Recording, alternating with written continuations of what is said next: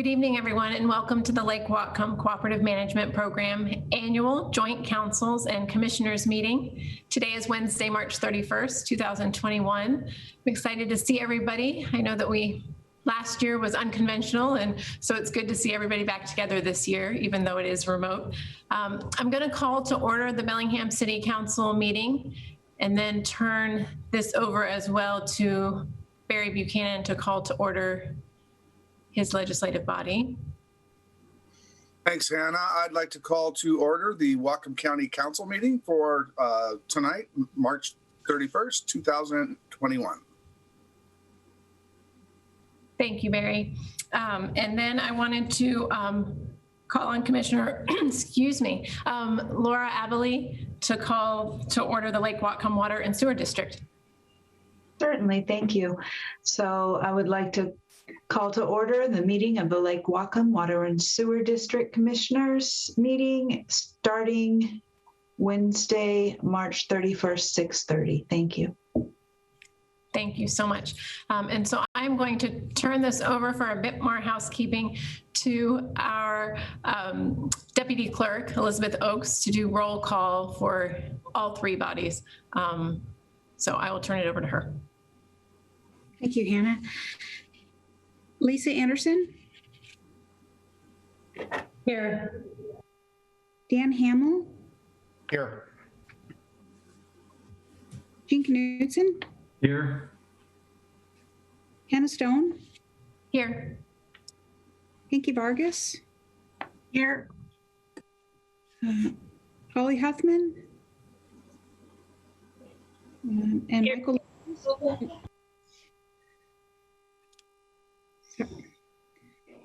Sorry, we've got two excused, Michael Lillquist and Holly Huffman. No, I'm here.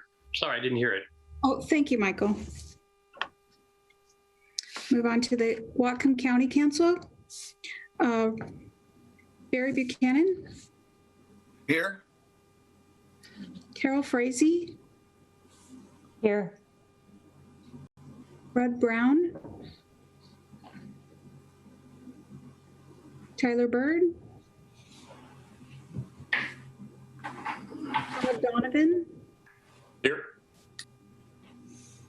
Ben Ellenboss, Kathy Kirschner. I'll move on to the Lake Whatcom Water and Sewer District.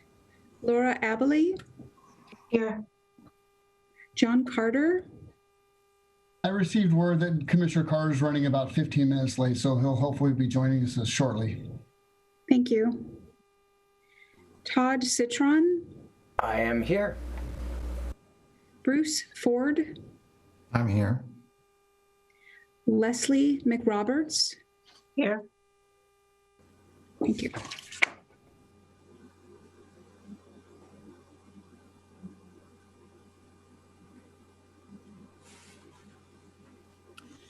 And I just wanted to note that Councilmember Huffman has joined us this evening. Thank you for being here.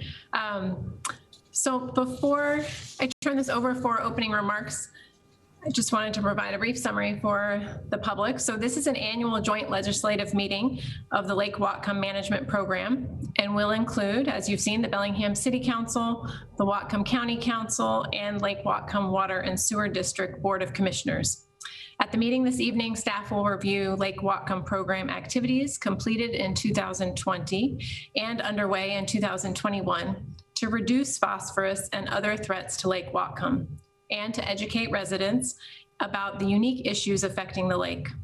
Participants this evening will also be briefed on the results of the Lake Whatcom Monitoring Project 2019-2020 report from the Institute for Watershed Studies at Western Washington University that tracks lake water quality trends. There will also be an opportunity at the close of this meeting for public comment. So at this time, I wanted to turn it over for opening remarks and to begin with Whatcom County Executive Satpal Sidhu. You're muted, Executive.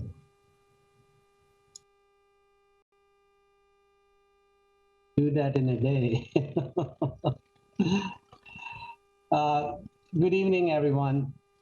I think that even this COVID year was quite unusual year, but work did go on, and I'm thankful to everybody who was involved with this work to continue to work, accomplish the tasks they have been given. Now, as a recent member of County Council, I actively work both within the council and as member of the Lake Whatcom Management Program to protect Lake Whatcom. Now, as county executive, I'm continuing to support efforts aimed at enhancing its water quality. During my tenure on the county council, the US EPA approved the Lake Whatcom TMDL. The new city and county municipal stormwater permits were issued, and which included required actions to meet TMDL cleanup objectives. I'm extremely proud of the collaboration between city and county working together to meet these requirements. The city and county could elect to work independently to meet the MDL requirements. However, we both recognize that efficiencies that are gained through working together are a better value for our citizens. This partnership benefits both Lake and the citizens of Whatcom County through reaching our goals more quickly and effectively. The county is involved in the implementation of all year 2020 to 2024 work plan program areas. Examples of the 4 areas of focus include: number 1, the county continues to strategically identify drainages and construct stormwater treatment facilities that will have the greatest return on investment within the watershed. This approach is reflected in our Stormwater Capital Improvement Program, which defines stormwater projects to be constructed over the next 8 years, and through a series of sub-watershed master plans, beginning with East Geneva area, and that will enable even more targeting of projects for enhanced water quality benefits from our capital programs. The new sub-watershed master plan and the best management practices effectiveness evaluations in the Lake Whatcom watershed further refine and inform our capital programs. Historically, number two, historically, Whatcom County has provided funding for Lake Whatcom protection and cleanup from county-wide funding sources that all county residents pay. However, these funding sources have not been sufficient to fulfill our commitments to protecting the lake. In keeping with the funding model used throughout the county, a new localized source of funding was needed. To meet this need, the county created a stormwater utility encompassing the unincorporated portion of the Lake Whatcom watershed in 2017. This new utility is similar to the city's stormwater utility paid by the city residents, or the Birchway Watershed and Aquatic Resource Management District, we call it BB-WARM, district fees paid by Birchway watershed residents. The fees collection began in 2020, phased in at 50% and moving to 100% this current year. The revenue generated from this utility is dedicated to projects and activities in Lake Whatcom watershed only. The new funding source will supplement, not replace, the existing county funding commitments to continue meeting our commitments for Lake Whatcom cleanup and protection. The next focused area is Lake Whatcom Homeowners Incentive Program, HIP program, which was initiated in 2011. Since then, the city and county have continually working to improve the program and are pleased to offer some program changes this year. The biggest change is HIP is now available throughout the entire watershed. We have expanded the program to include homeowners in Basin 3 and are excited to see the program grow.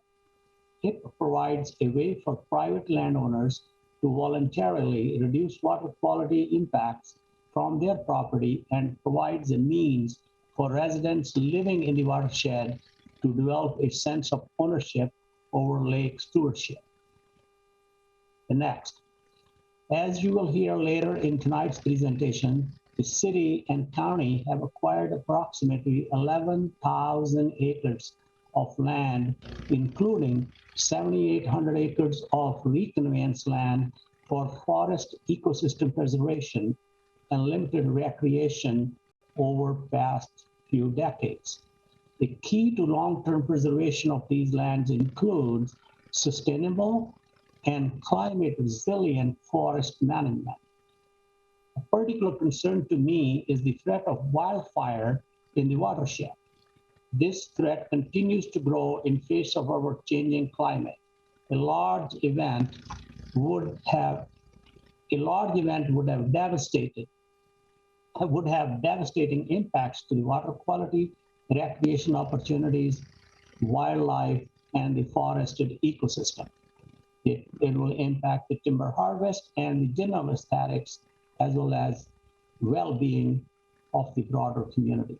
The city and the county are already addressing this risk in many ways. The city has addressed a fire risk in its management plan for city acquisition properties, and also is working with Whatcom Conservation District's wildfire risk reduction program for focused outreach and support services on the properties that abut city acquisition properties. The wildfire risk reduction program, which is funded in part by the city and the county, works with individual property owners in the watershed and throughout the county to reduce wildfire risk. Furthermore, county's Parks and Recreation Department has already flagged this item as an important issue to address as they work to develop a forest management plan for county parks land and in the watershed in the near future. I look forward to further development and implementation of these plans and actions, and ask that Lake Whatcom Policy Group put this issue on the agenda for this year and report back to all of us on the progress at the next year's annual meeting. Thank you very much, and I would request that hold your questions to the end, and I pass back on to President Hannah. Thank you so much, Executive Sidhu. Before we go forward with our next comment, I just wanted to recognize that Commissioner John Carter has been able to join us, and thank you for being here this evening. And next this evening, we are going to hear from the Mayor of Bellingham, Seth Fleetwood. Thank you, Council President Stones. Pleasure to be with everybody. Haven't done one of these yet since I was become mayor, but I recall these meetings well over the last 20 years or so. So here, my turn for some remarks. I've been involved in Lake Whatcom issues for a lot of years. While I served on both the city council and the county council. Since I've become mayor, well, this certainly, I'm reading a script. I almost feel tempted to just throw it away, but I'm not going to. Out of respect for staff, I'm going to stay online because there's some good information here that I think you'll appreciate. But clearly things have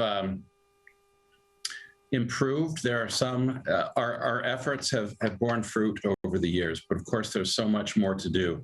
The Lake Whatcom Management Program partner organizations are better aligned now and working in true partnership towards work plan implementation and ultimately meeting TMDL requirements. And while the COVID pandemic brought challenges and uncertainty, it did not change the importance of protecting Lake Whatcom to improve water quality, ecological health, and our general well-being. Executive Sidhu and I, being relatively new to our positions, and joining Justin Clary in his third year of managing the district. Obviously, we represent relatively new leadership on this, although all of us in one capacity or another have put in time on these issues. But our commitment set by our predecessors to further protect and enhance Lake Whatcom remains the same.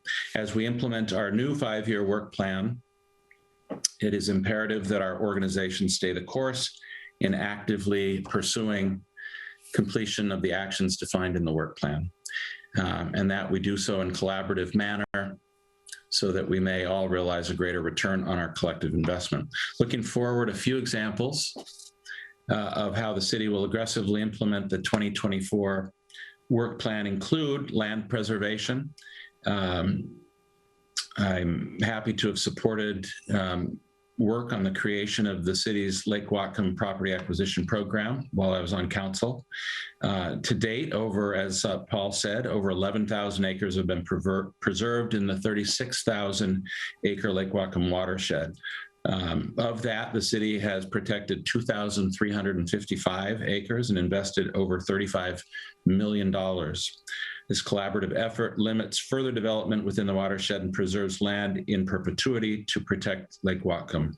Over the next 5 years, the city and county plan to strategically invest nearly $19.5 million within the land preservation program area.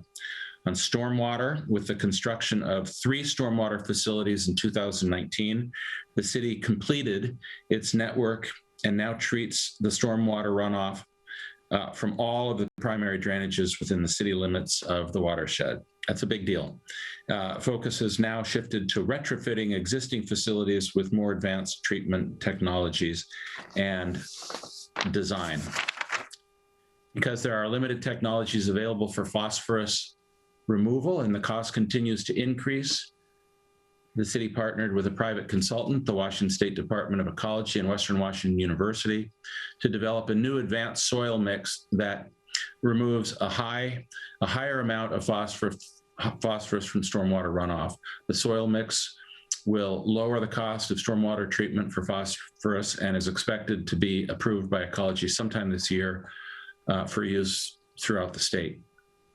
City plans to install the new advanced soil mix in the Park Place water quality facility retrofit, which is planned for construction in the spring of 2021, right now.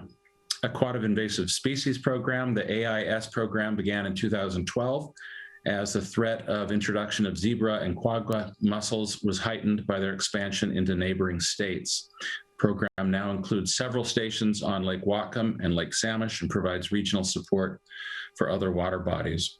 Although the city is the lead in operating the program, the city, county, and district all collaborate on strategies, funding, and implementation.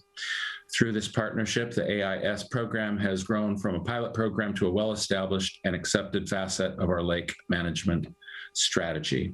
In 2020, despite a delayed start and the closure of the Canadian border due to COVID, inspectors conducted a record 14,777 watercraft inspections, a 14% increase compared to the 2019 season. I'm happy to now turn over comments to my colleagues at the Lake Whatcom Water and Sewer District, Justin Clary, for a few comments on the county's role in the Lake Whatcom Management Program. Justin, over to you. Thank you, Mayor, and thank you, honorable council members and commissioners, for allowing me the opportunity to briefly address you this evening. While this meeting is proceeding under a much different format than past meetings of the elected bodies of the Lake Whatcom Management Program partners, I am ecstatic that it is proceeding with this incredibly important meeting material for us today. In spite of all of the pandemic challenges over the past year, this program, or this meeting, like the Lake Whatcom Management Program and its critical functions, has adapted to ensure that our important work towards the Lake Whatcom continues. While I may technically be considered the most tenured of the 3 leaders, I also recognize that my 2 colleagues, through their prior roles in our community, are vastly more experienced in the history and the policy background of Lake Whatcom. With the district service area wholly located within the Lake Whatcom watershed, and the lake serving as our primary drinking water source for our 12,000 customers, protecting the lake is critical to the district. Through my meetings with both Mayor Fleetwood and Executive Sadhu, I remain heartened and impressed by their detailed understanding of Lake Whatcom's importance to the region, as well as their commitment to staying the course set by our predecessors in meeting the TMDL requirements. While the district remains committed to investing in many of the key program areas, including the tributary monitoring and the aquatic invasive species programs, we also recognize that as a water and sewer utility, our primary impact can be through actions completed within the utilities and transportation program area of the Lake Whatcom Management Program. Some of the areas of our focus include water conservation through the proactive pursuit of preventive maintenance of our water supply and distribution system. We're also extremely supportive of the effort that's been led by Whatcom County in revitalizing the Whatcom Water Alliance and creating a common water conservation messaging for all the water purveyors throughout Whatcom County, not just the district. I'd also like to recognize through the water conservation efforts, the city of Bellingham and the path that they have paved in their efforts that all of us smaller water utilities can follow as we pursue better water conservation within our own utilities. The district continues to make significant investment in our sewer infrastructure as well, with plans to renovate two 40-year-old sewer lift stations to state-of-the-art technologies this spring, as well as to reline a critical sewer interceptor, a quarter mile of which runs right along Lake Whatcom Boulevard. That will be conducted later this year. And then, of course, also, we continue to pursue the connection and conversion of existing septic systems within the watershed to our sewer system where it's reasonably feasible to do so. I'm happy to report that since 2018, we have connected 6 homes that were previously served by septic systems to our sewer system. I look forward to continuing to implement the Lake Whatcom Management Program, no matter what challenges come our way, and building upon the foundation laid by our predecessors and those that came before them. Thank you. Thank you very much, General Manager Clary. At this time, we're going to turn it over for our first presentation, and I'm going to ask council members and commissioners to hold questions until the end of the presentation, and then certainly feel free to either raise hands visibly. I'll try and keep an eye on everyone's screens, or use the raise hand icon if that's easier. But at this time, we have a presentation from Dr. Angela Strecker, who's with the Institute for Watershed Studies at Western Washington University. So I'll turn it over to Dr. Strecker at this time. Thank you, Hannah, and thanks everyone for having me. I'm just gonna get my screen set up here.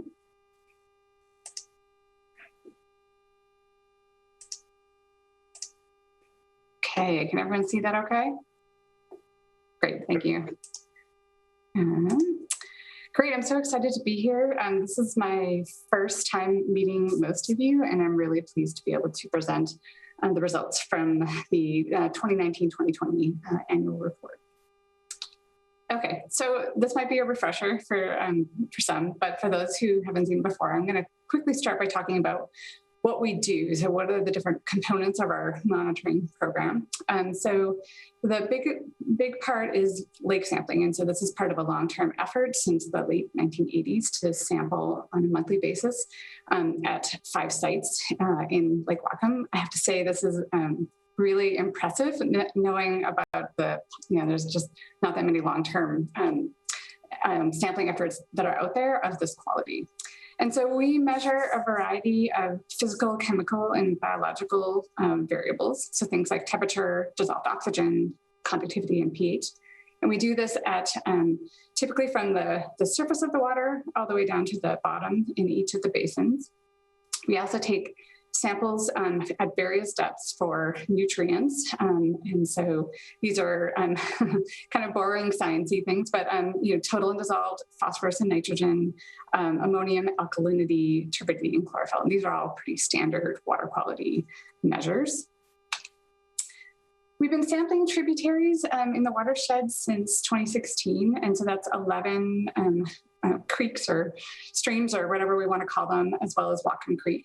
These are all gauged by either the U.S. Geological Survey or by the Institute. These represent a gradient of more urbanized to some moderately disturbed sub-watersheds and some more undisturbed, relatively undisturbed forested subbasins. We measure temperature and oxygen in the field, and then we also take samples back to the lab for measuring nutrients of the same suite that I mentioned from the lake, but also including total suspended solids and fecal coliforms, which are analyzed by the city. We do stormwater sampling, so we measure Silver Beach Creek, Austin Creek, and Euclid Creek when there are storm events. And so we go out, the royal we. I have a lot of people that work really hard, and usually storms seem to happen on the weekends. I don't know why. So if there's enough precipitation that occurs within a 24-hour period, we'll set up a time-based discrete sampler, and so it'll take water samples on a certain interval. And then those are analyzed for total and dissolved phosphorus and nitrogen, as well as total suspended solids.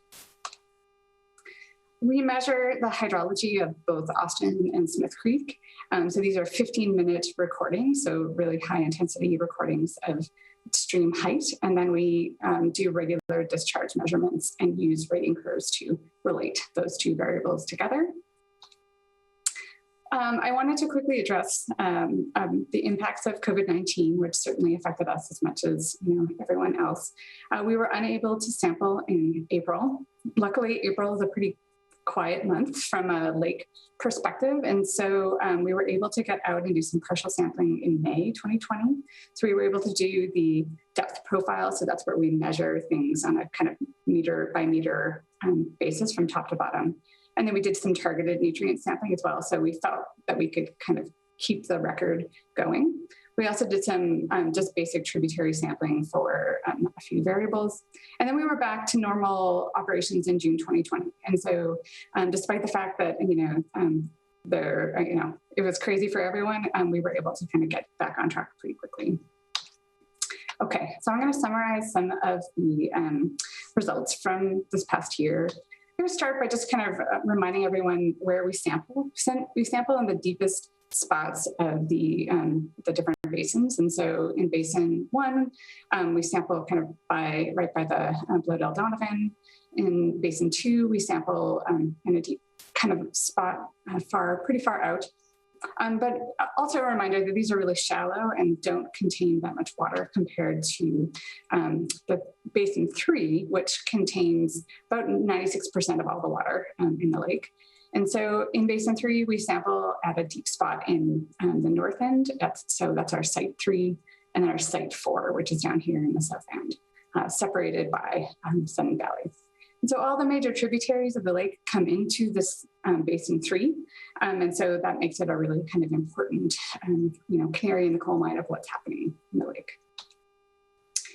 Okay, so some graphs. I'll walk through these just to make sure everyone's on the same page. And so first we're going to start talking about what's going on in winter. And winter is typically pretty boring from a lake perspective. And so we see, if we look at the temperature in blue, it's about 6 degrees Celsius from top to bottom. And that's because the water is really well mixed, and that happens in all of the basins. We also see the same pattern for oxygen. It's pretty much the same from top to bottom because of the mixing that occurs. And so this is wind-driven mixing. And so we see that the lake conditions are pretty static at that time. However, in summer, things change quite dramatically. And this is driven largely by temperature. And so in the upper waters that are clear, relatively clear anyways, the sunlight is going to penetrate and warm up the water. And so we see temperature is really high. And it's pretty similar because this is really well mixed because the wind is going to be able to mix this around. And the reason why we have all this warm water up on top is because of just differences in density. All the warm water is less dense and rises to the top. And so when temperature starts to cool down, because not as much light is reaching it, we have this period or this region of rapid change call that the metalimnion. And then in the bottom, the hypolimnion is where all the cold, dense water sinks down to. And so that tends to be kind of uniformly pretty cold compared to the top of the lake. And so if we compare that to oxygen, the pattern looks a little bit different. So we see that there's a fair amount of oxygen. So this is just about 9 or 10 milligrams per liter, which is average and expected. We see an increase kind of down here in the metalimnion. And that's because all the algae are kind of sinking down and photosynthesizing essentially and producing oxygen. And then the oxygen goes way down in the hypolimnion because there's all of these bacteria and dying algae that are going to use up oxygen down in this bottom hypolimnion layer. And the reason that happens is because this layer gets isolated from the top because of these density gradients. And so despite the fact that there's all this mixing that happens on the top, there's no mixing in the bottom. So the bottom is essentially, it's almost completely isolated, at least in terms of these main parameters. And so we see this this is where this hypolimnetic oxygen depletion happens. And so this is showing August in Site 1, but we see fairly similar trends happening definitely in Site 2 in the lake. And just to demonstrate how this oxygen pattern changes over the course of a spring, summer, essentially growing season, I'm just showing oxygen now, and this blue line is May. So we see kind of a similar pattern, so high up on top, and then even in the hypolimnion, though, there's still a fair amount of oxygen in May. But as we go through the year, so June is in green, we see it's even lower, although, maybe still high enough for fish and other organisms. But by July in yellow, August in orange, and September in red, there's not enough oxygen, essentially. It's below 2 micrograms per liter is pretty severe anoxia. And so because we've been collecting this data for decades now, we can see that this is a long-term trend. So this is not new. This has been occurring over time. And so this is on the bottom here is showing year, and on the side is showing oxygen. And this is at Site 1 at 14 meters below the water surface. So in July, we see that the amount of oxygen has just declined pretty steadily over time. In August, we see that the same thing has happened. So it started lower, but it's declined to the point where it's 0 now, most years in August. And then September kind of started a little bit lower, even lower still, and then it's going down to 0. So this is a long-term trend that we're observing. So I want to walk through kind of a little bit the month-by-month data, and I'm going to try not to make it too boring. But so what these graphs are going to show is how does 2020 compare to other years? And so this is the beauty of having such a long-term data set, as we can see, is this year different compared to some other years? And so here in blue is temperature again, and then in red we have oxygen, and the gray in the background is showing essentially historic ranges. And so the darker gray in the middle are where most of the prior years measurements would fall. And then the further out we get, those are more extreme. So essentially, if you're in the light gray or even outside of that, then that's more extreme than what we've seen in the past. So that gives us kind of an indicator of how things might be changing. And so we see that for temperature here, it's pretty much on par with historical data in June. But we see that for oxygen, it's kind of really out there in that light gray zone, suggesting it's pretty extreme compared to our previous many years worth of data. Okay, so I'm going to walk through the different months, and I'm just going to highlight some of the kind of main trends that come out, and just to kind of show that, Site 1 is where the most extreme, effects are being observed, but, there are some, we do observe some changes happening in other sites as well. So in each of these, Site 1 will be up in the upper left, Site 2 in the upper right, Site 3 bottom left, and Site 4 bottom right. Okay, so in February, not much going on. So, similar temperature and oxygen all the way down. In April, we were not able to sample because of COVID-19. But you can kind of see from these historical profiles that usually there's not that much going on in the lake at this early stage anyways.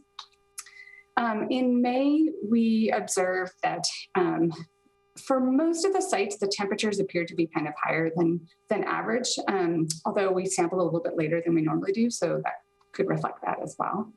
And then the oxygen values seem like they're maybe tending towards a little bit lower than normal, but still kind of within typical ranges. In June, we see that the basins are now stratified. So we have all the warm water on top and the cold water down below. And we see that we're starting to see oxygen loss already in Site 1 and as well in Site 2. In July, this pattern just kind of grows and grows. And so we see that there's even less oxygen, especially in Site 1. In August, anoxic from about 12 meters down, but also low oxygen in Site 2. And that pattern just kind of continues. And so in October, we see that because the lake is still stratified, we still have these kind of similar patterns.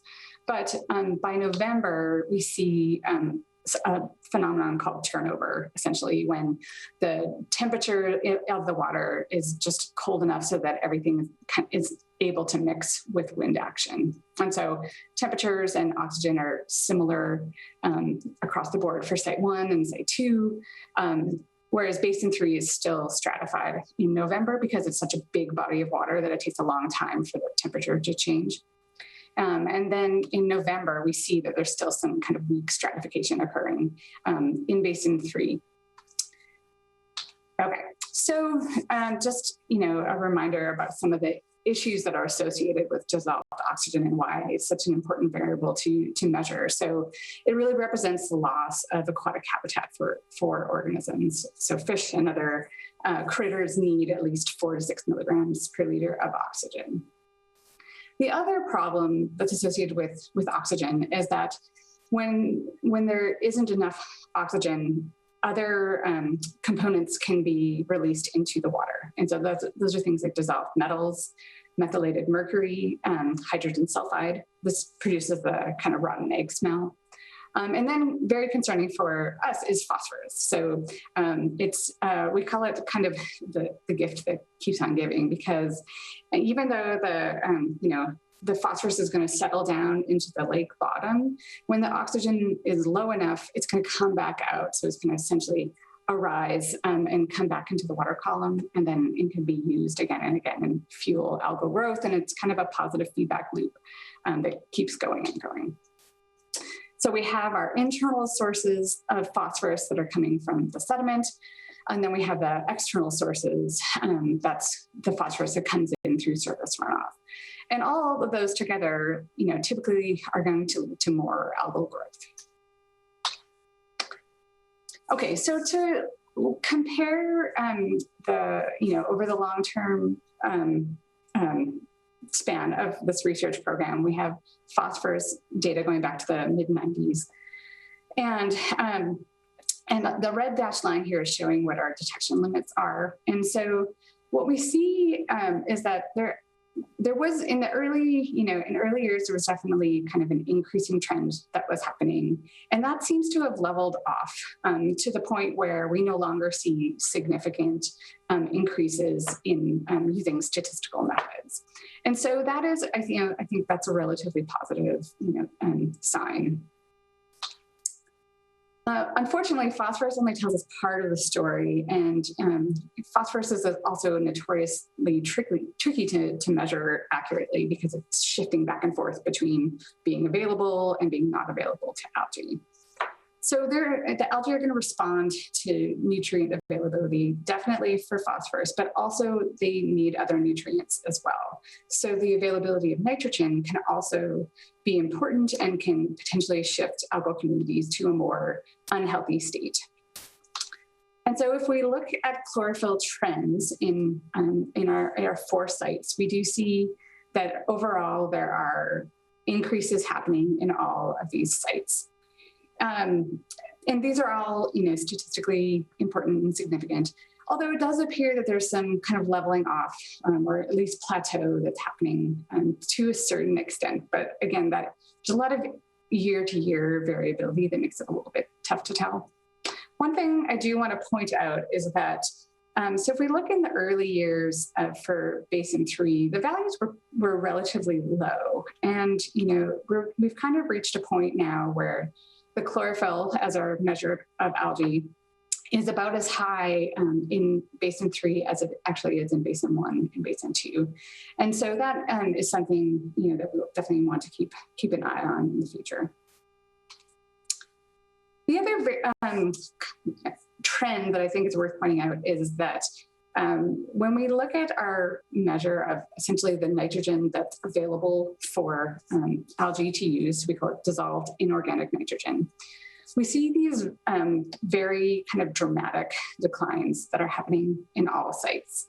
And we don't have a great explanation yet as to why this is happening, because it seems to be happening all year round. So it's not tied necessarily to just the algae or just using it up. So there's something going on. We're not exactly sure why, but this is, and on its surface, it's like, oh, less nitrogen. That seems like it would be a good thing if you're trying to reduce algae in the lake.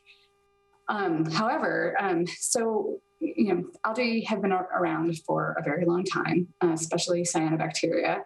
They're the reason we have oxygen on Earth.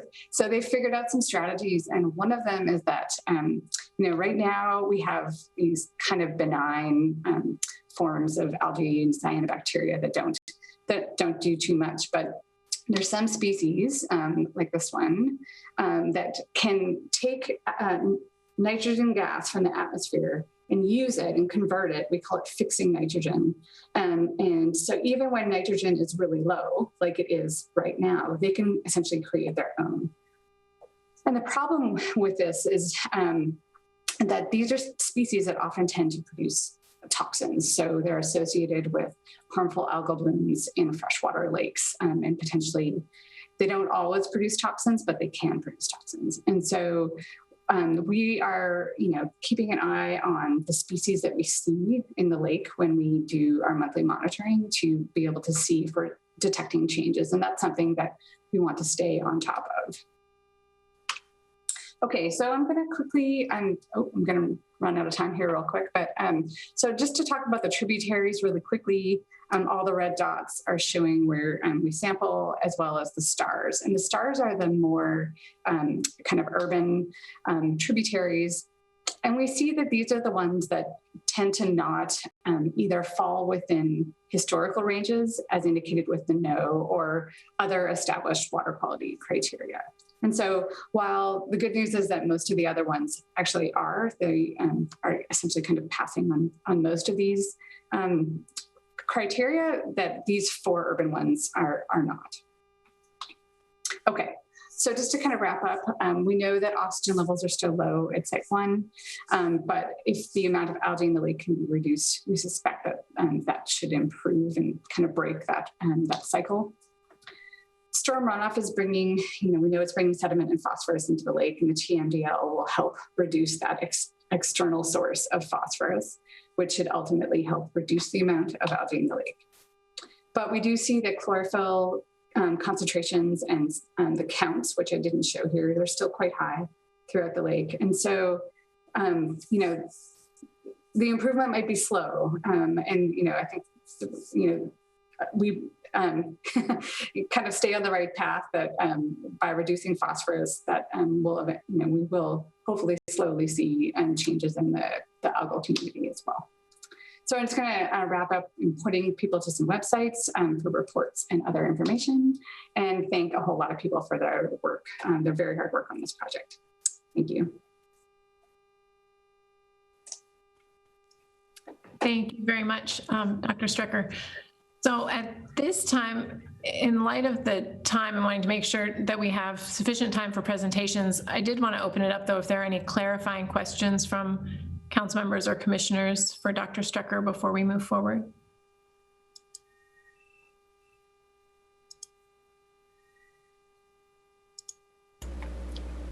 I don't know how to put my hand up. This is Todd Citron. Is it? Could I go ahead? Yeah, thank you very much, Dr. Strecker.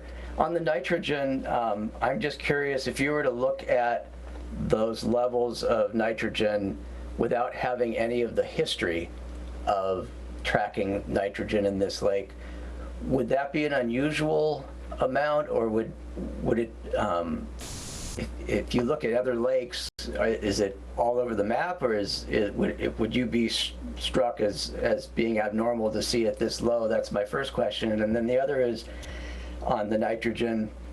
I noted that it seemed like it went down from the mid 90s. I'm not sure whether that was just when we started tracking that at that point, but I wonder, that also seems to be just anecdotally correlated to a tightening up of septic systems in the watershed, and I'm just wondering if there, that may be a reach, but certainly in the last 25 years there has been both a reduction in the number of septic systems and better maintenance and inspections. So I'm just a curious mashing of data. Just so thanks. Yeah. Great questions. Thank you. One of the reasons why I have not a very good explanation for the declining nitrogen is because almost all other lakes globally are seeing increases in nitrogen. They're actually seeing the opposite trend of what we're seeing. And part of that is because of atmospheric deposition of nitrogen that comes from dust. So, when we put nitrogen fertilizer on crops and that dries out and the wind blows, that blows dust everywhere. And dust can have lots of nitrogen in it. It can have lots of phosphorus in it. And then there's other, industrial reasons why we're seeing increasing nitrogen. And so,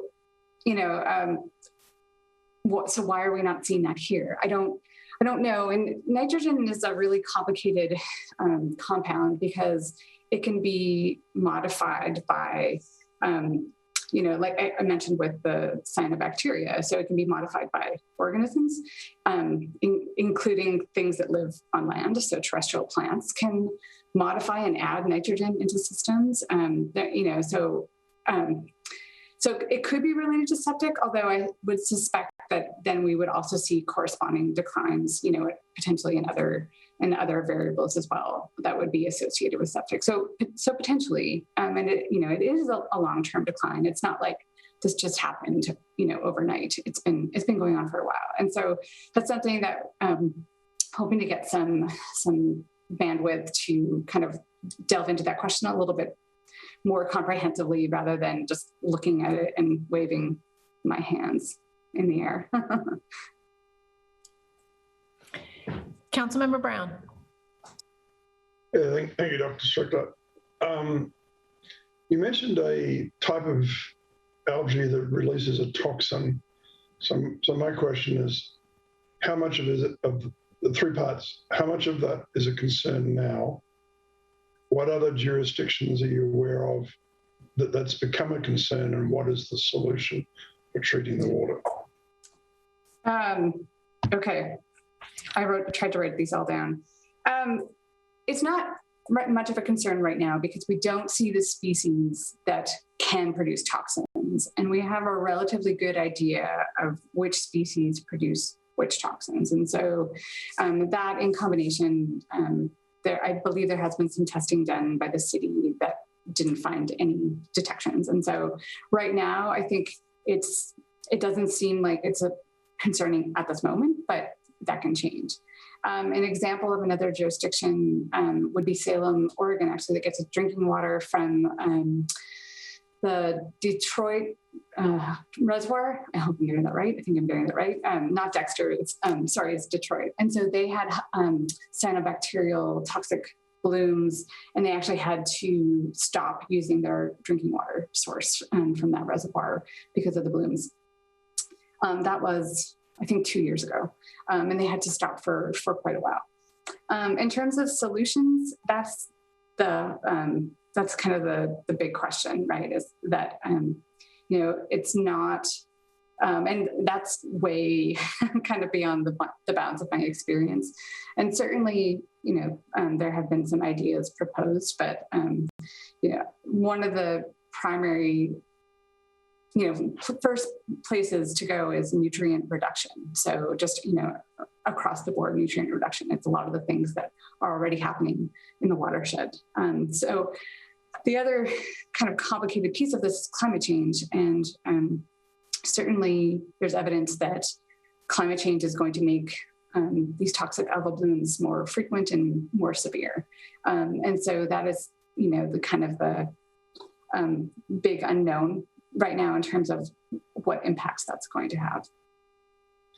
Just as a follow-up, when you say toxic, what is the toxicity? What is it? Yes, so there's they differ depending on which species of cyanobacteria is present. So some microcystin is probably the one that people would have heard of the most. It is a hepatotoxin, so it affects the liver. There are, I believe, that anatoxin affects is a neurotoxin. I would have to double check some of these, but they are concerning. I think Washington State as a whole has a pretty good program for monitoring these, but I'd say as scientists, there's still a lot that we don't know about what causes the blooms, what makes them toxic specifically, because you can go out and sample and see these species that we know can cause toxins and not find toxins. So it's a gene that they can, turn on and off, and we just don't really know why they do turn it on sometimes and why they do, and why they don't other times. Thank you. You're welcome. Thank you, Dr. Strecker.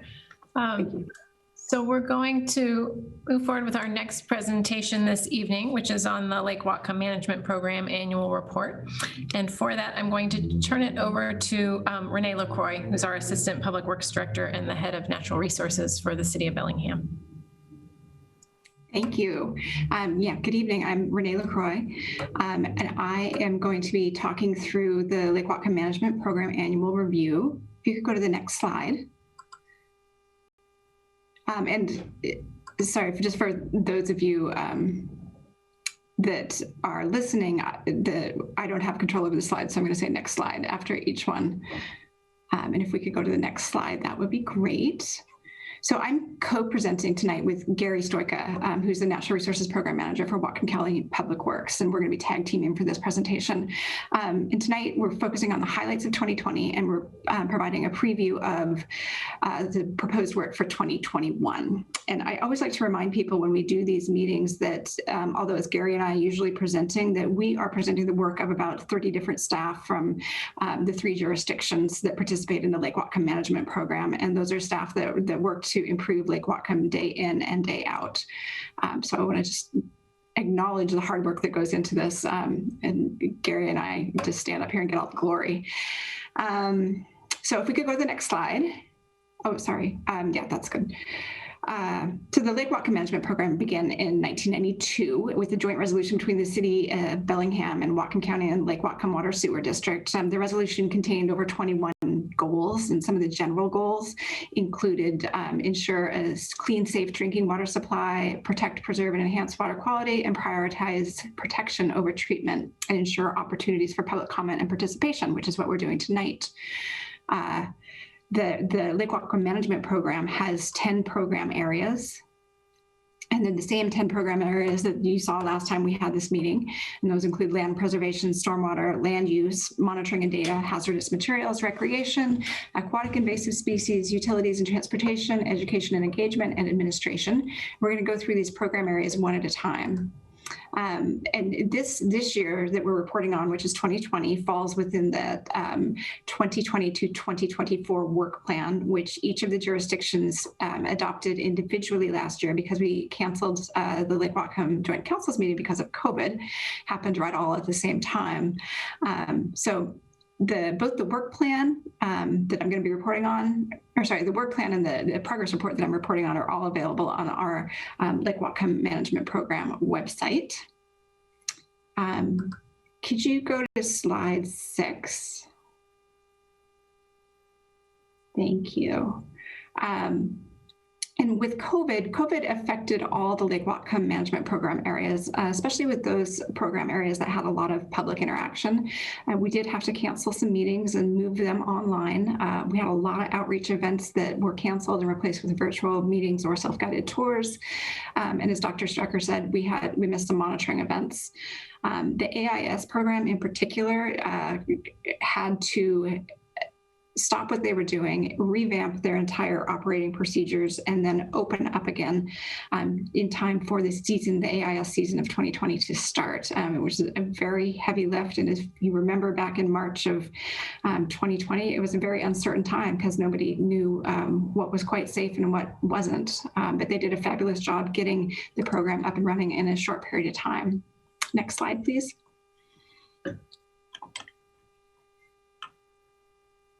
And now I'm going to hand it off to Gary, and he's going to talk about the TMDL response. Thanks, Renee. Yeah, before we get into the 10 program areas, I just wanted to take a few minutes to talk about our TMDL response, since it's such a huge part of the Lake Whatcom Management Program. As the executive mentioned, the TMDL was adopted in 2016, and then it became part of our respective city and county MPDES permits in 2019. Just as a reminder, so we've got two main components of the TMDL, the dissolved oxygen phosphorus part. Dissolved oxygen is what we're trying to address. It's been shown that phosphorus is the main cause of that, so we're trying to control phosphorus.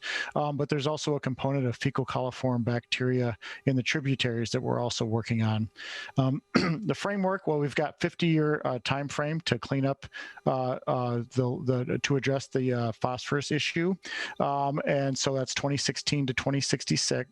Yeah, 2066, and that's a very long time frame. But however, one of the reasons for that longer time frame is that we learn a lot over the course of all of our monitoring, and it helps us to refine our understanding of the phosphorus dissolved oxygen cycle in the lake, as Dr. Strucker pointed out a little bit.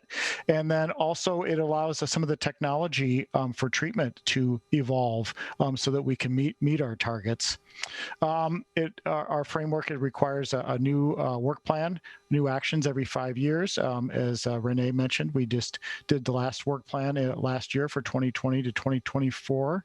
And then the other thing I want to note here is that it requires looking at new targets every 10 years. So every 10 years, we need to take a look at the data, rerun the models, and see what our targets look like based on that new information.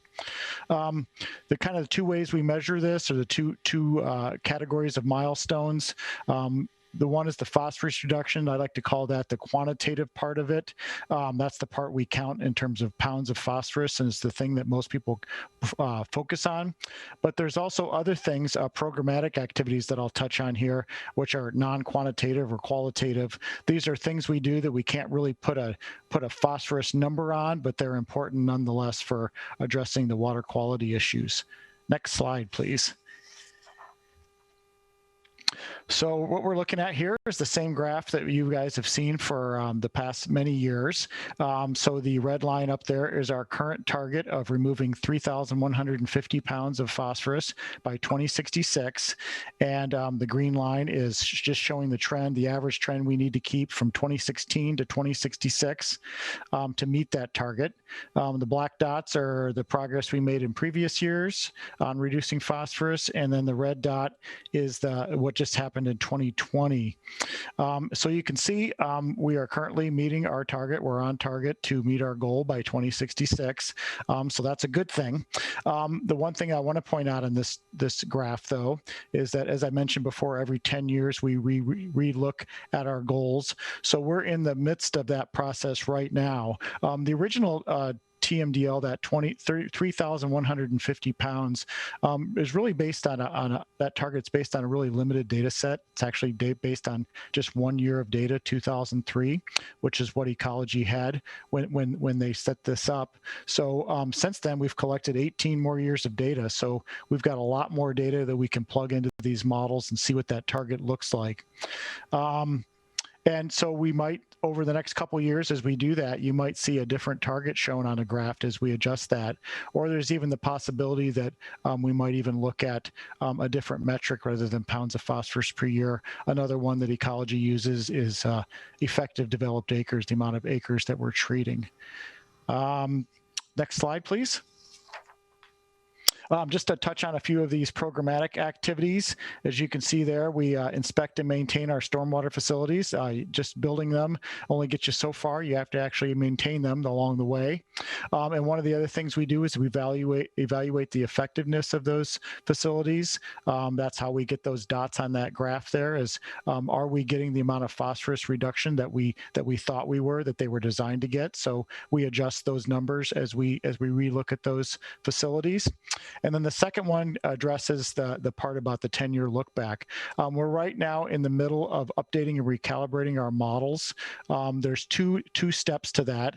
The one model is the phosphorus loading model that looks at stormwater runoff and the amount of phosphorus entering the lake.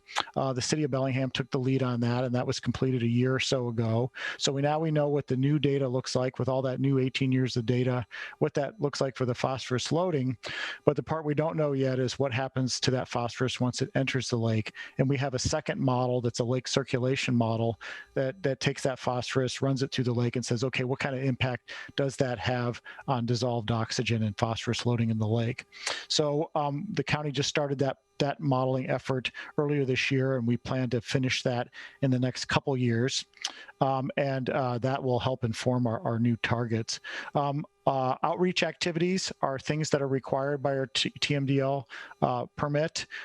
We have various outreach activities, mailers, events, and we also want to measure how effective those are. So every 5 years, we're doing a survey of people in the basin, and we're looking to see if our outreach is having any impact on their behaviors.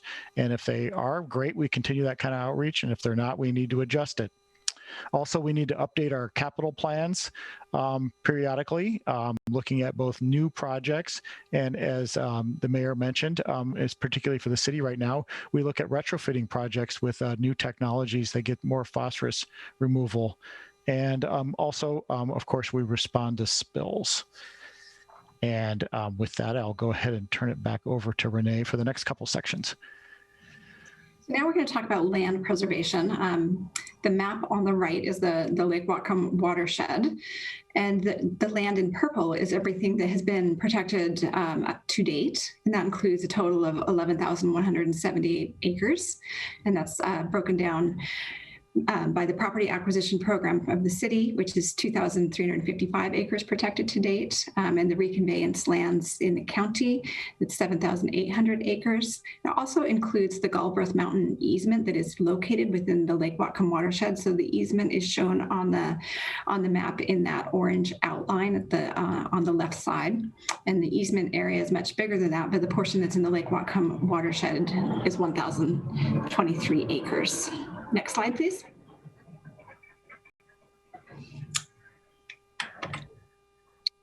Why does that work? Oh, there it is. So for 2020, the highlights include 147 acres purchased, and that includes this the Strider purchase, Swift purchase, Valentine, and Seacrest. And I want to thank all the property owners that were willing to work with the city and sell their land to the city and put it in our program. It removed a total of 15 development units, and 118 acres are managed regularly for invasive species, and 1,750 native trees and shrubs were planted both by the WCC crews and county and city staff.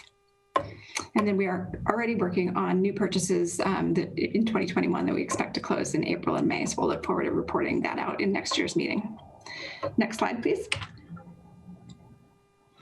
So this is a close-up of the northwest portion of the Lake Whatcom watershed. The areas shown in green are the treated basins, either treated by capital projects or HIP projects.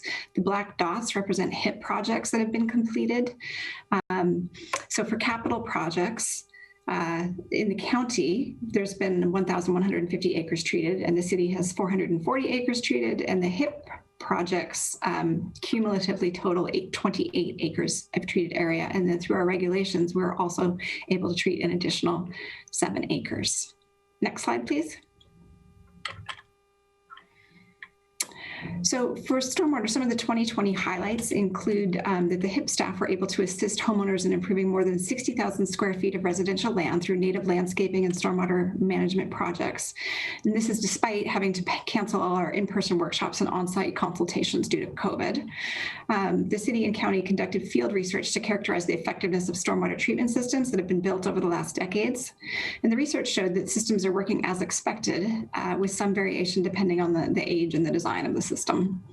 And because COVID canceled in-person maintenance workshops for the HOAs, the county produced a series of videos that the owners could learn from instead. And then we're going to talk more about the capital improvement projects in the next slides.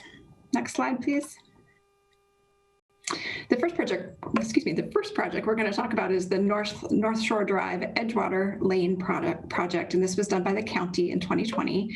And the project included a stormwater filter vault that treats 41 acres, and that 41 acres flows through the vault, and 13 pounds of phosphorus are removed annually for a total cost of $471,000, which equates to $36,000 per pound of phosphorus removed.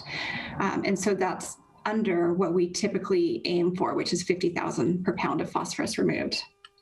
Next slide, please. We have a project coming in 2021 that I'm super excited about. This project has been in the works for years, and it's called the Park Place Project. And the graphic on the screen shows the area that will be treated in that teal color, and then that red dot shows where the project is actually located. The project treats 126 acres, and it is anticipated to remove 75 pounds of phosphorus per year.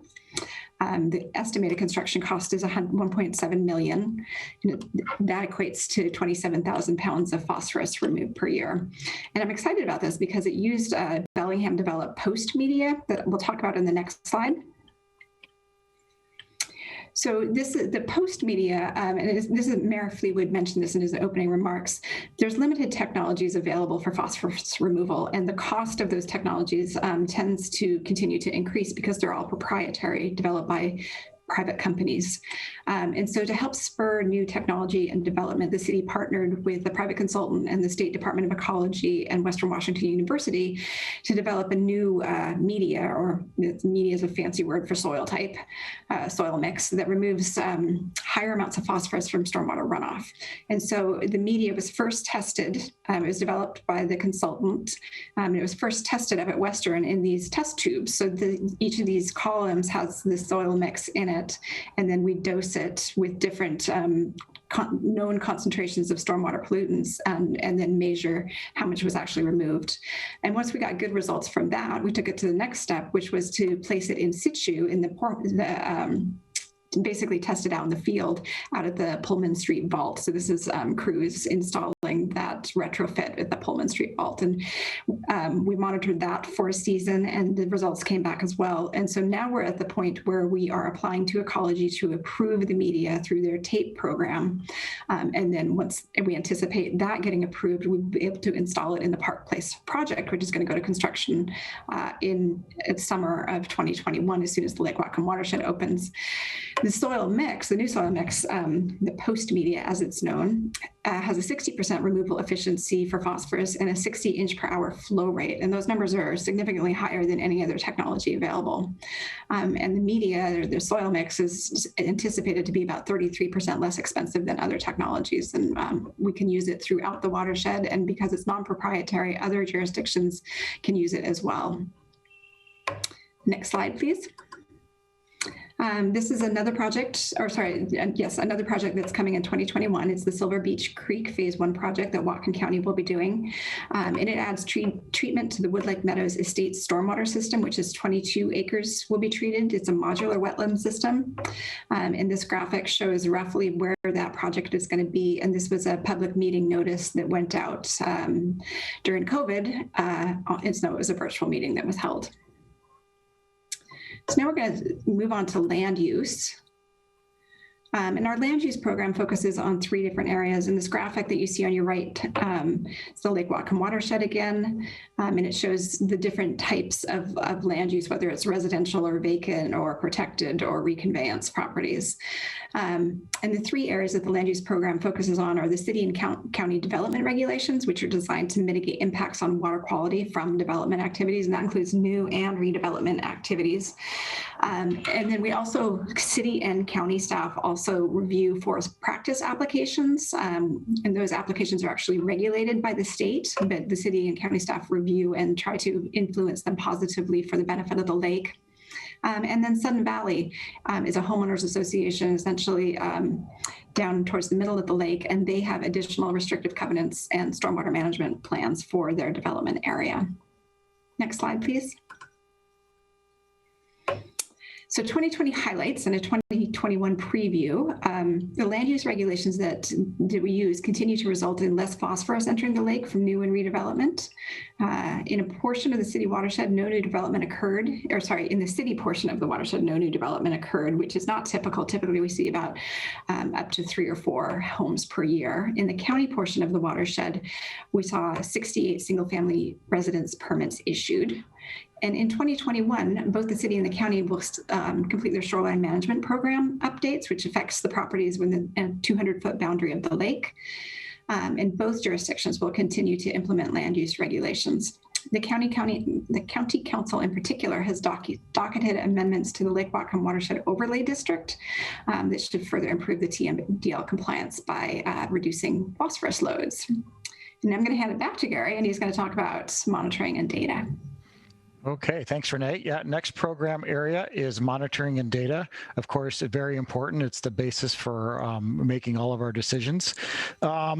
As Dr. Strecker pointed out, one component of that is the work that Western Washington University does through a contract with this city of Bellingham that does the lake monitoring and stream monitoring.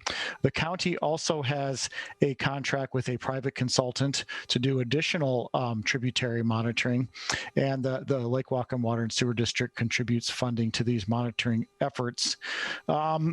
I will also note that we have a partnership with the Department of Ecology where we submit all of the data that's collected to them. They do quality control on it and then upload it into a master database for further analysis.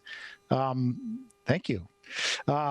So what happened in 2020 and what's going on in 2021? Well, as Dr. Strecker mentioned, there was some COVID impacts to some of that monitoring that it resulted in less monitoring, but we still collected over 1,000 water quality samples in 2020.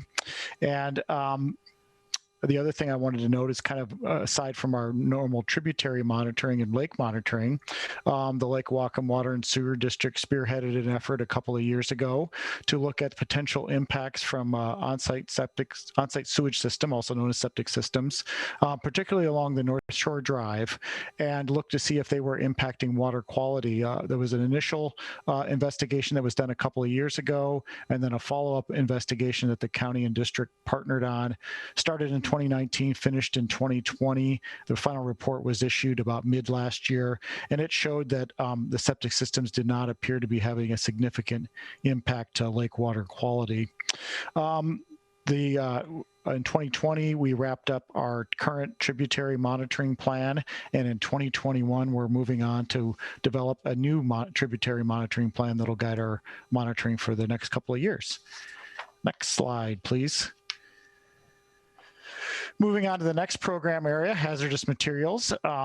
As you can see here, there's a focus on preventing and responding to spills. The city and the county each respectively have our own programs. Under our NPDES permits, we each are responsible for responding to spill reports in our jurisdictions. And we also both engage in spill prevention work through a source control program that we do with businesses that help prevent spills. And we also coordinate pretty closely with the Whatcom County Health Department on these activities. They have a lot of resources and available for helping us deal with hazardous materials and solid waste. Next slide, please. So looking back at 2020 and looking ahead to 2021, well, in 2020, we did our regular spill reporting and response. There were a total of 10 spills or incidents reported collectively between the two jurisdictions that were responded to and resolved. In addition to that, the city of Bellingham did ongoing outreach for what they call the Wash Right campaign, which is a campaign that raises awareness about pressure washing techniques and things you can do to when you pressure wash to not impact water quality. We had started some planning last year to do a household hazardous waste collection event in the next couple of years, but due to COVID, particularly as that impacted the health department, that planning got canceled last year. And so we're hoping to resume that planning this year and hope to have a household hazardous waste collection event in the next couple of years as required by the permit. Next slide, please. Recreation, the next program area. As you can see here, we've got over 9,500 acres of recreation lands in the Lake Whatcom watershed. Some of these lands are the most popular parks in the region. I'm thinking of Lake Whatcom Park, Lookout Mountain Preserve, the Stimpson Family Preserve, and of course, Blodell Donovan Park. So these are very well-loved parks. We did 15 miles of low-impact trails management last year. And we also both jurisdictions, the county through a volunteer had a park host at Lake Whatcom Park last year, and the city through staff also had park ambassadors that worked with members of the public, particularly around responding to COVID. Next slide, please. And of course, our 2020 look back and our 2020 preview. Well, there was a lot of adaptive management to COVID at our parks, posting signs, dealing with social distancing, adjusting facilities to address COVID. But probably the biggest impact from COVID on our recreational properties were a huge increase in visits. I don't know, anybody that went out to any park last year or trail probably noticed a huge increase in the number of people out, people looking for something to do besides staring at each other at home. So they ran out to the parks and, whoa, something happened there. Oh, there we go. One more. There we go. So there was a lot of management. A lot of that COVID management was very important with the increased use. There was no trail building last year, but we did do trail maintenance and facility maintenance, in particular extra cleaning activities, particularly around restrooms and those types of things to deal with COVID. One of the things that started last year was a public land agency coordination between federal, state, and local agencies. I think it's beyond the watershed, but we're looking at common problems that each of the land management agencies deals with. One of the big ones that's on the agenda is how to deal with illegally or trails that were not planned, illegal trails, I guess we could call them, unauthorized trails. Those can, leads to all kinds of problems, but one of them is lead to water quality issues. So the three agencies are working together on how they deal with that. On tap for 2021, Whatcom County is planning a new trail to be built, a 4.6 mile hiker-only trail in the Lake Whatcom Park, and that is going to connect the upper end of Chantrell Trail with Hertz Trail along the lake. So it'll create a big loop when it's completed. So I'm sure that that'll be extremely popular when that opens, probably, I guess, at the end of the year. Next slide, please. Oh, and we're going back to Renee now. Thanks. Yeah, aquatic invasive species is our next program area. And just a quick overview, the program's been around since 2012. It went mandatory in 2013. And since then, the staff has done over 80,000 inspections of boats using Lake Whatcom. 13,000 successful AIS awareness course participants since 2014.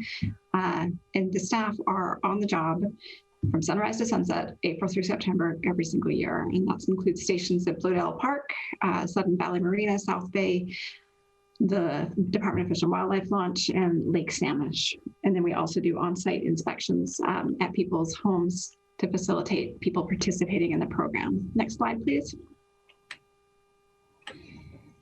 The highlights for 2020 include a record 14,777 boat inspections, despite the fact that the border was closed due to COVID, or maybe because of the fact the border was due to COVID.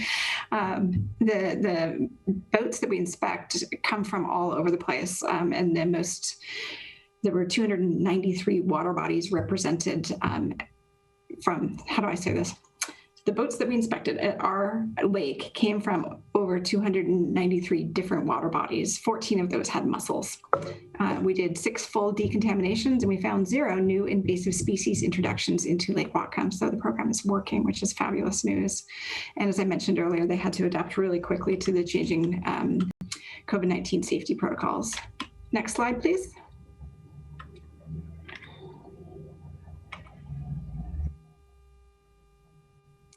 Sorry.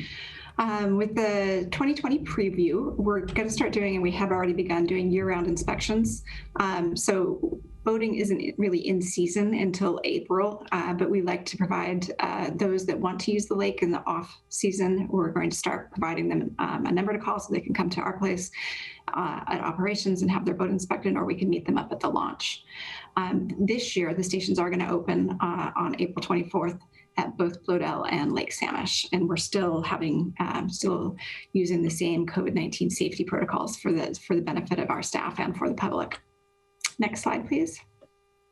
Now we're going to talk about utilities and transportation. We're including utilities and transportation in this presentation that benefit the lake, right? So that's going to include sewer and transportation systems, and then part of our water systems.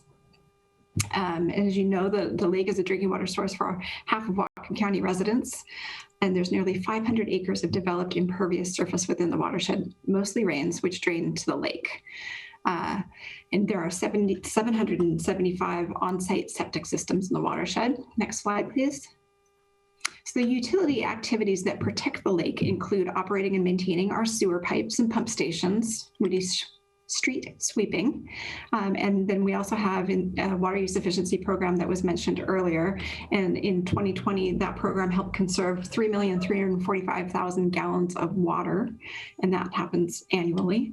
And then we also had 300 students participate in our Bellingham Water Schools program. We hope to continue all of these activities into 2021. Go ahead, switch. Thanks. So now I'm going to hand it back to Gary. Okay, so that's the last switch. So we don't have to switch anymore. So I'll just bring us on home here with the last couple of program areas. The first one being education and engagement. Obviously, a big part of the program. We obviously want to raise awareness about Lake Whatcom and the watershed, promote watershed stewardship, and of course, there are specific outreach needs of each individual program area, such as AIS or HIP or other things like that. Education and engagement kind of falls into 3 categories primarily. One is general outreach we do to all residents of the watershed, where we're looking to just get everybody. So there's certain outreach activities that we do that hit everybody. And then we have outreach that's specific to certain populations that we're really trying to target people that, for instance, own their own stormwater treatment facilities on their properties, or their homeowners association, or if we're targeting boaters or other targeted populations. And then the third element is what we call community-wide outreach. Those are things that, like, the city might do that throughout the city, or the county might do throughout the county, but we also do in the basin, and sometimes enhance that for the basin. And some examples of that are a pet waste campaign that the county does throughout Whatcom County, and water conservation efforts that the city does throughout the city. I will make a note here that a lot of these education and engagement activities are required by our TMDL permit. So that's another reason why we do them. Next slide, please. So looking back at 2020, well, we did significantly more outreach, in particular targeted outreach last year. And part of that was due to, which I'll get to in a minute, the executive mentioned our new Lake Whatcom stormwater utility funding that provided more funding for the county to do more outreach efforts. And we also doing a lot more coordination between the city, the county, and the district and other entities. So we're really getting a coordinated approach and coordinated messaging. Examples of things we did a ton of things. I'm only going to hit on a couple things, but one of the big things we did was a Stewards of the Lake guidebook that you can see right there. That is a mailer that went out to all watershed residents, so 7,400 people in the watershed. And we also did an Our Watersheds newsletter, which you can see also up there on the slide, which went out to all property owners, which is a slightly different outreach category, but was 5,700 property owners in the basin. And we also did a bunch of targeted mailings, such as for HIP, septic system owners, pet waste. And also you can see one of the things there, we're really trying to last year do some outreach on yard waste disposal, which can have bad impacts, detrimental impacts to water quality. Next slide, please. And what do we plan for 2021? Well, we're planning on doing more of the same. So we increased our efforts last year. We plan to keep that level of outreach going and maybe even increase it. Again, partially made possible by the Lake Whatcom stormwater utility funding. We plan to continue with that Stewards of the Lake handout. We're obviously not going to hand that out or mail that out to everybody again next year, but we are going to continue to mail that out to just new residents of the basin. We started a new quarterly e-newsletter in January, which is coordinated content between the city and county staff. And we're trying to develop a new Watershed Watchers volunteer program to get people engaged with watershed activities, somewhat of a watershed ambassador program. And we're both going to continue to target, both jurisdictions are going to continue to target that yard waste disposal, get people to do that properly. Next slide, please. And our last program area of the evening is administration. Again, this is the kind of the nuts and the bolts of how this whole program works.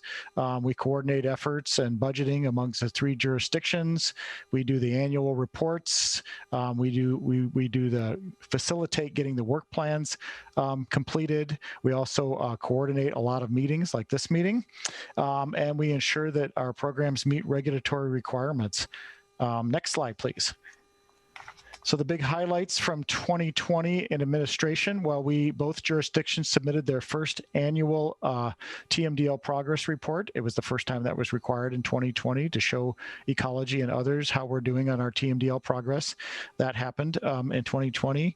We also, like everybody else in the world, had to move our meetings from in-person to online. Couldn't quite do it for this meeting last year, but here we are now.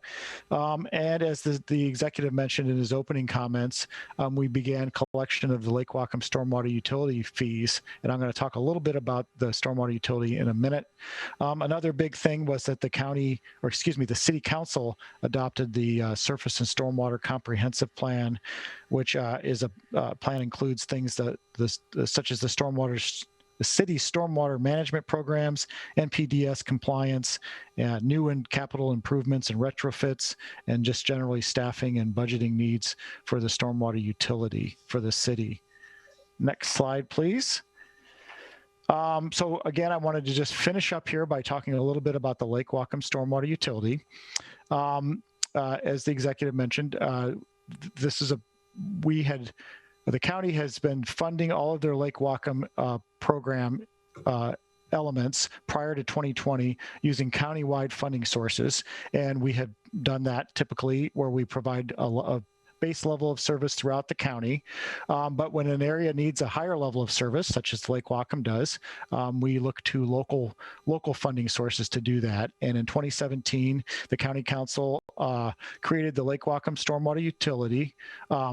Again, as the executive mentioned, supplemental funding source, not replacing any of those countywide funding sources, and all the funds are dedicated to the to the watershed, must be spent in the watershed. Even though the district was created in 2017, we did some funding studies in 2018 and 2019 to come up with our rates. And in 2020, we initiated fee collection. We did it in a 2-year phase in. So the first year, 2020, was 50% fee collection, and this year it starts 100% fee collection. And so that'll help us meet our Lake Whatcom goals. Next slide. So just to talk a little bit about the financial side of things, if you're interested, we completed our first financial report for the utility, and that's available online.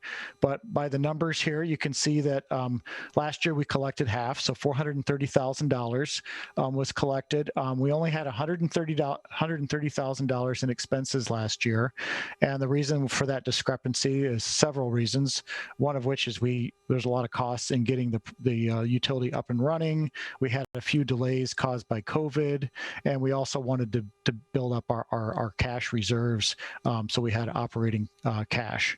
And this year, we're looking to do we've started full fee collection, so we're hoping to plan to bring in $870,000 in income, and we're planning to spend just about all of that. So we're looking to get back up with putting that money to good use. Also this year, we began implementation of our capital facilities charges. These are charges on new development at the time of development. They are very common with utilities that you have a capital facilities charge, and the general idea is that the newcomers will pay their proportional cost of all the infrastructure that came before them. Next slide, please. So 2020 highlights. Again, for 2020, we did a lot of program administration, getting utility up and running, working on work plans, budget, service fee rollout. There was a lot of adjustment. People were maybe misclassified the first time around, so we had to adjust that. A lot of questions when you get a new charge. People want to know about that. COVID adaptations and developing that cash reserve. As Renee noted, we did use some of our money, though, last year on a capital improvement project. That's the Silver Beach Creek project that she mentioned. So we used some of the funding for design in a public meeting. And of course, we did our enhanced outreach and education that I already mentioned before. Here's a few things. First annual newsletter and a private stormwater facility maintenance video. Next slide, please. Which I think is the last slide of the evening. So what do we have on tap for 2021? Well, we want to continue working on the things that we enhanced in 2020. So we're going to continue our expanded outreach and education. We're going to continue funding capital improvement projects. Our goal is to contribute $250,000 per year from the new utility towards capital projects. And of course, continue program administration and development. What do we want to begin doing in 2021? We want to use that supplemental funding to start paying for our maintenance of our capital projects. A lot of maintenance involved in all these. The more you build, the more you need to maintain. We're also looking to start a small works project program, things that don't really meet the level of a capital project, but might nonetheless have positive impacts on lake water quality. We're also going to start funding our tributary monitoring with the utility fees, and we're going to share funding or contribute funding to the homeowners incentive program, which we just rolled out a new version of that starting in 2021. And we want to also expand that to what we call residential retrofits. We're looking to work with things or neighborhood level activities such as homeowners associations to see if we can find ways to retrofit some of their facilities to remove phosphorus as well. That's all I have and that's all we have for this evening. So I guess we'll turn it back over to Council President Stone.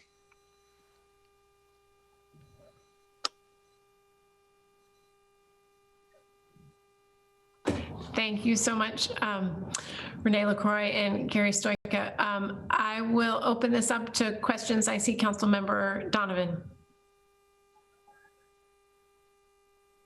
Yeah, thanks. And Gary and Renee, that's a great presentation and kind of encouraging.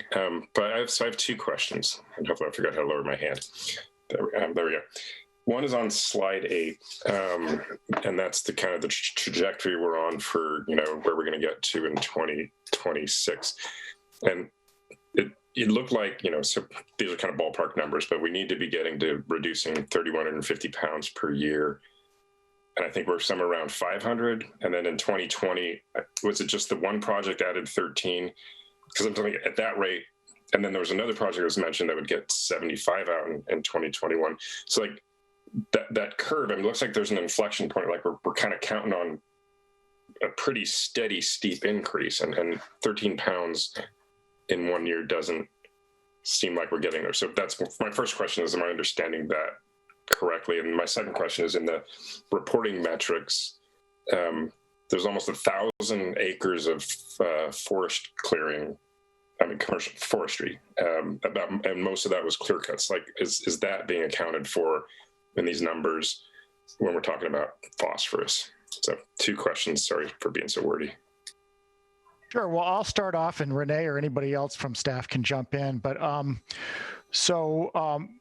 yeah, I think your first question is that accurate that we just had the one project we added? I think we had that project, and we also added in some HIP. I will tell you, a big component actually is also street sweeping. Actually, is a big component of phosphorus reduction. So those are the things that go into those numbers, and I think that those are the only things that went into that 2020. That little red dot at the end there. And again, I'll defer to Jason or anybody else that can correct me on that. But yeah, that's our current goal, and we're going to have to, continue moving forward on that. Like I said, technology is constantly evolving on this, so we're hoping to get better and better phosphorus removal rates. Renee talked about the post media, so we're hoping to increase our phosphorus reductions with these new technologies. But I will remind you also that we're in the process of re-looking at that target. So that target, that 3,150 pound target, is based on 1 year of data, so that target may change as well. That could be good or it could be bad. I mean, the other things that we're constantly adjusting is the effectiveness of our capital projects. So sometimes we think we're getting a certain amount, and we turned out we're not getting as much. So that can work both ways. So I think that I don't know, Jason, did you have anything to add to that, or Renee? No, hi everybody. I'm Jason Porter. I'm the Surface and Stormwater Manager for the City of Bellingham. And really, what Gary's kind of getting at, another way of describing this is, when we look at how much we're reducing on an annual, we should really look at what we're doing over a longer term, right? So like one of the examples would be the Park Place water quality facility. It takes 3 years of work to be able to construct and design that. But then we're estimating 75 pounds of reduction from that facility. So we're going to have a constant up and down of annual capital project reductions, but we really want to look at it over an average of several years to see what we're actually achieving. So we're plotting a straight line as our trajectory, but to get there, we're going to be going up and down to be able to get there. So some years are going to be more productive than others. And that's really what was resulted on. Why we only had 13 pounds last year is because we're investing a lot in design work, pre-construction analysis, and the development of our post media. So. And then I think the second part of your question was about the forest lands, the active forest lands. They are not included in the TMDL. The forest lands were active commercial forest lands were excluded from the evaluation in the TMDL, and that was because they're under forest practices rules, and those rules at the time Ecology did this were considered protective for phosphorus. So they're not part of the TMDL. Councilmember Lillquist and then Vargas. Thank you. My question and comment is, I think, very similar to what Todd was asking about. I too focus in every year on that graph that shows a straight line linear projection that, I realize it's going to go up and down, as you were just saying, Gary, but my concern is more with the slope of that line. I'm going to assume that 10 years from now, we will have plucked all the low-hanging fruit. We will have taken most of the major basins and sub-basins and started treating them. And then we're going to be trying to squeeze more out of the system. That'll be harder and harder. I'm assuming the line is going to flatten out towards the end, which is why I've always thought we should have that line going steeper at the beginning, right? It should be kind of an S shape because it'll be hard at the end. And so I always worry that a linear projection is misleading. That's really just a comment. You can agree or disagree with that. The question is really very simple. We're several years into the 50-year clock. What year are we? Are we year 5 or year 8? When did the clock officially start? And that goes to my hope that we don't actually pull into the finish line on year 50, that we get there beforehand, which is why I think the most exciting development the last few years really has been the county's stormwater utility, a significant increase in capital funding. So what year are we on the 50-year clock? Because I do think we ought to be ahead of a linear projection. I want to know how far we are into this already. I think if memory serves, and Jason can probably correct me, it started in 2015. 2016. 2016, okay. Yep. So we're year 5. Year 5, that's 10% of the way in, and we have what, 90% of the way of our target so far? Yeah, I think it was 18 or 19. Yeah. And I just want to point out that the green line on that graph, that's not projecting. That's just saying if we averaged out over 50 years, the amount of phosphorus we'd have to remove starting in 2016 to 2066, that's the rate we would have to average along the way. So that's not projecting that we're going to meet that line or whatever. It's just showing us a metric to say, okay, we're going to have ups and downs, but as long as we're averaging along that line, we will meet our target in 50 years. And if our line's going up steeper than that line, then we'll meet it sooner. What I guess I'm saying is I'm assuming the actual line will flatten out near the end, which is why we would need to have it be steeper towards the beginning. Again, that's an opinion. You may or may not agree. Councilmember Vargas. Hi, everybody. Thank you so much for those great presentations. And as always, thank you so much for the collaboration, because the work on Lake Whatcom, us all working together, has improved dramatically. And watching that change over the years, it's really fantastic to see the place that we're in today. So thank you for everybody's presentations. And I also wanted to give accolades for the Stewards of the Lake guidebook. I think you guys did an amazing job. I think it's a great tool. And I love that we've put that out there to the community. Outreach is always something that's important to me, and I think you guys are doing a great job. So it's good to see all those programs growing. One thing I'm curious about is you mentioned a water ambassador program, and I'm wondering if you could tell us a little bit more about that. I am going to have to defer to other staff on that. Ingrid, would you be able? I think Holly's probably better. Oh, okay. Sorry. I can get us started. Okay. If I can get my video to work. Okay. There's Holly. Holly, do you want to take that one? Sure. Are you referring to the stewardship survey that was mentioned for the end there? No, we it was a mention of developing basically ambassadors, like watershed ambassadors. The watershed watchers adopt a block. Yeah, that concept, Holly. Yeah. Sure. So my name is Holly Falstick. I work in the stormwater division for the county. And in 2017, we developed a program out in Birch Bay for the BB Warm District called Watershed Watchers. And that included an Adopt a Block program in which volunteers would sign up to adopt an area of their community. It could be a beach or a stream or their block around their house or their neighborhood to do cleanups. And we provided a kit and different equipment and trainings, and we did beach cleanups and all kinds of different stewardship opportunities for folks that were interested.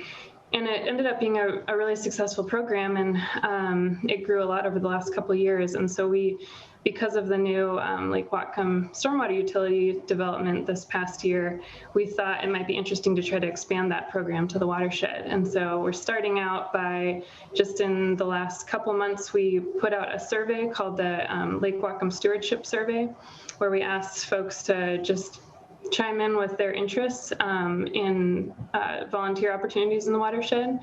And that survey is still open. It's on the Lake Whatcom Management Program website.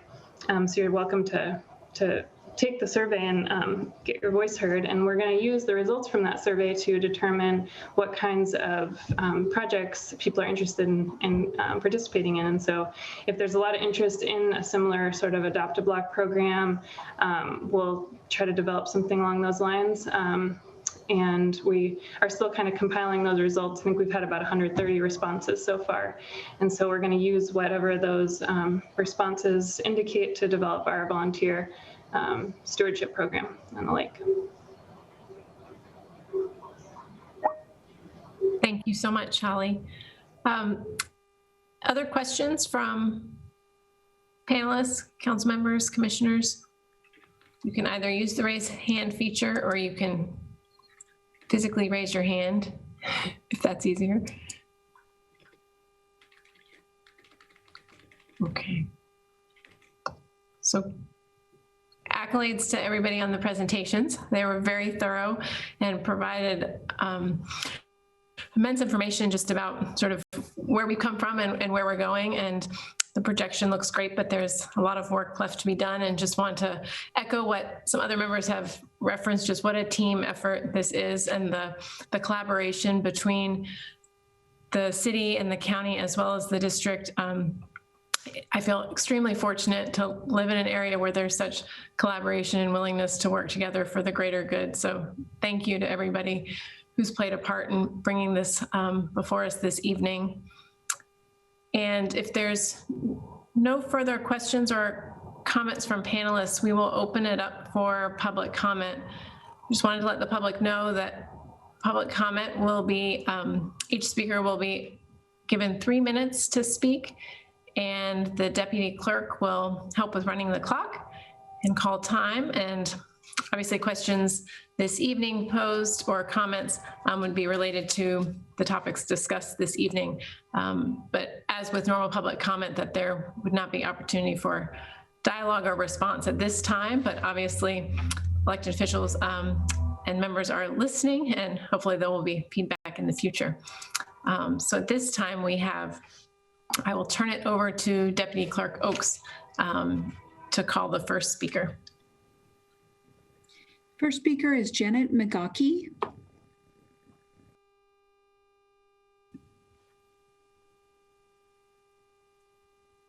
Thank you. Shall I continue? Yes, please, Janet. Okay, thank you. Thank you for letting the public speak in on our behalf. I am coming to the meeting in regards to trying to protect the drinking water that comes out of Lake Whatcom. And I sent in my comments in regards to my concern about the blue-green algae increase, which is the same as the cyanobacteria, which is blue-green algae, which is also the algae that creates the toxic chemicals. And the cyanobacteria, the blue-green algae, has increased steadily. And I think it's quite well documented that the algae population is getting quite increasing with the lake. And the multi-million-dollar DAF, dissolved oxygen flotation device pre-treatment that was installed at the treatment plant a couple of years ago was to physically bubble up and collect the algae so it wouldn't clog the kind of the old-fashioned filters that we have. But what it does not do is the new DAF equipment, when it collects the algae, can oftentimes rupture the cells. And when chlorine is added, the cells get ruptured. And whenever algae cells are ruptured, then those toxins are released. And so our water is getting these toxins and they're not being monitored. So I will hope that we can start monitoring for these toxins. that become associated with the cyanobacteria. So anyway, my two comments for tonight come based on the discussions that were heard tonight. One has to do with Gary's graph that everyone's talked to. And I have a picture of it, but I don't think you're seeing my visual. The graph slope is way out of line with the reality of the data points. If you were to extrapolate the data points, we are not meeting our target. So I want to add to that, that graphic. I think it was slide 8. My other concern from what I heard tonight is I would like us to be a little more cautious about the way we use the word water quality with Lake Whatcom, because water quality seems to be totally centered around the phosphorus, which is then related to dissolved oxygen, which is then related to the increase in algae, which is then related to the unhealth of the lake. But there are a lot of other problems with the lake that are, excuse me, affecting lake quality. We need to have TMDLs for 4 other parameters: mercury, dioxins, PCBs, and dieldrin. And they were highlighted also as problems in Lake Whatcom that require TMDLs, but TMDLs have not been written for them. And so we have other chemical contaminants that we need to be careful about when we talk about Lake Whatcom water quality. And I'd like us to start addressing some of these other chemical contaminants, not just phosphorus and dissolved oxygen. Thank you very much. Thank you, Janet. Next speaker, please. Carly, just a moment. Carly D'Etheridge. Yep. Hi, good evening, council members and commissioners. My name is Carly D'Etheridge, and I'm the Land and Water Policy Manager at Resources in Bellingham. I've attended these meetings over the last 5 years, and Resources is appreciative of all the work the county, city, and water district put into protecting and restoring Lake Whatcom. The thing that continues to strike me is the amount of money spent on stormwater projects. Stormwater projects, as you know, have an ongoing operation and maintenance cost, and sometimes the projects don't work out as originally planned. I listened to the water work session meeting earlier this month for Whatcom County, and there was conversation about the Academy Road stormwater project and how that hasn't been performing as needed, and there's some retrofits that need to happen. So, you know, we just want to speak to how we'd like to see prevention, land preservation used, as well as addressing forest practices, even though they're not factored into the total maximum daily load equation. We hope governments will focus on preventing new development and eventually shifting toward a model of purchasing developed parcels. It seems that Whatcom County could be chipping in to the City of Bellingham's Lake Whatcom land acquisition program to provide more funds to buy more vacant land as it appears on the market. Whatcom County has the Conservation Futures Fund, and some of that money could be used to help land preservation efforts in the watershed. As it was mentioned by others, logging continues in the watershed, and there's been over 900 acres of timber harvest in the last year. One area Resources is exploring is working with the city to have conversations with the State Department of Natural Resources to change forest practices to prevent logging during the rainy season. So this would mirror what the city and county have in place for seasonal land clearing restrictions, as well as construction, because currently forest practices don't abide by those rules. And lastly, the threat of aquatic invasive species like zebra mussels continues to be really distressing.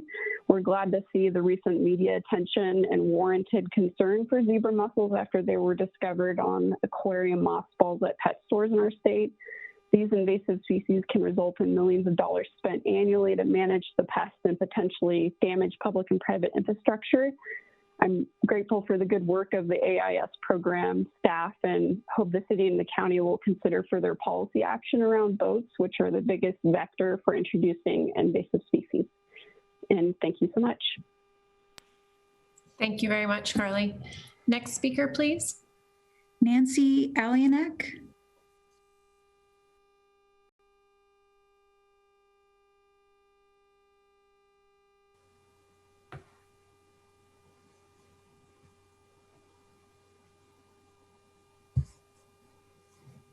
Hello? Hi, Nancy. Go ahead, please. I wasn't sure I was on or not. Yes, my name's Nancy Alianak. And what do you think of an organization that holds meetings with state, county, city, and district jurisdictions, then fails to document their work? Meeting participants do serious work in those meetings. They oversee contracts, evaluate study results, discuss policy implications, and guide management decisions. And they do this with a 7-figure budget of the public's money. Think of all the money and people dedicated to these tasks, yet the organization responsible cannot find anyone to take notes at their meeting. The note taker need not attend the meetings. The meetings are remote. Just save the recording and take notes later. Better yet, post the recording online. This is a meeting with no minutes, no notes, no records, and closed to the public. Public records requests find nothing because there are no records to find. So what do you suppose requires such dedicated secrecy? Well, I have described the Lake Whatcom Management Program data team meetings, allowing the data team to discuss policy implications and guide management decisions out of the public eye avoids awkward questions about why one particular project was chosen over another project. By the time a project leaves the data team, it changes little, if at all, before it is approved by council members. Gentlemen, this is the perfect system to evade accountability, and it works. So, are you satisfied with this? Thank you. Thank you, Nancy. Do we have any other speakers who have signed up or raised their hands? No more speakers. Okay. Thank you, Deputy Clerk Oaks. So bringing it back, I wanted to express thanks again for everyone who joined us in attendance this evening, and then provide an opportunity for, I guess, first Councilmember Buchanan, if you want to adjourn your legislative body, and then I'll turn it over as well to Commissioner Abilene. Thank you, President Stone. Yes, Whatcom County Council, we are adjourned. Thank you, Councilmember Buchanan.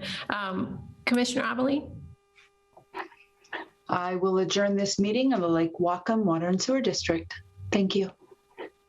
Thank you very much. Yes, and in due turn, I will adjourn the Bellingham City Council. Thank you all very much and have a good evening.